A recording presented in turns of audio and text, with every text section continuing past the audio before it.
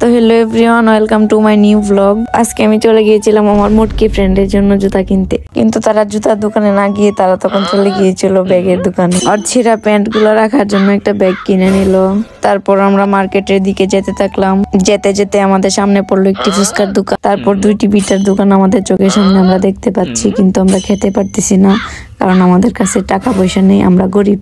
এসব দেখতে দেখতে আমরা চলে গেলাম সুপার শপে গিয়ে দেখতে পেলাম আমার ইমোশনকে, তাই আমি তাকে একটুক্ষণ হাতে নিলাম, হাতে নিয়ে দেখলাম। তো গাইস, আমার কাছে টাকা হলে আমি এটা কিনবো। তোমার চলে গেল সুতার দোকানে, সে একটি কি কালার, সরি গাইস, আমি এই কালারের নাম জানি না, আপনারা জানলে কমেন্টে বলবে। তো এভরিওয়ান, ওরা মার্কেট করতেছিল কিন্তু আমি ওদের পিছনে পিছনে ঘুরতেছিলাম কারণ আমার খায় কোনো কাজ নাই। তারপর আমরা জুতার দোকানে চলে গেলাম মুটকিকে নিয়ে। তারপর সে পায়ে দিয়ে দেখলো জুতা সবকিছু ঠিকঠাক আছে কি না। সবকিছু ঠিকঠাক ছিল, কিন্তু তার আর্থিক অবস্থা মোটেও ঠিকঠাক ছিল না। সে ছিল খুবই কিপটা, খুবই ফকিরনি। আপনারা বলতে পারেন যে তাকে কেন আমি এরকম ভাবে পচাইতেছি, কারণ সে সব সময় আমাকে বিরক্ত করে, তার কারণে আমি ব্লগে ভয়েস দিতে পারি না। এভরিওয়ান, তাকে আমি পচাইতে এখন নিজেই ক্লান্ত হয়ে গেছি। আমি এখন ঘুমাবো, আপনারাও ঘুমান। And thank you for watching my blog.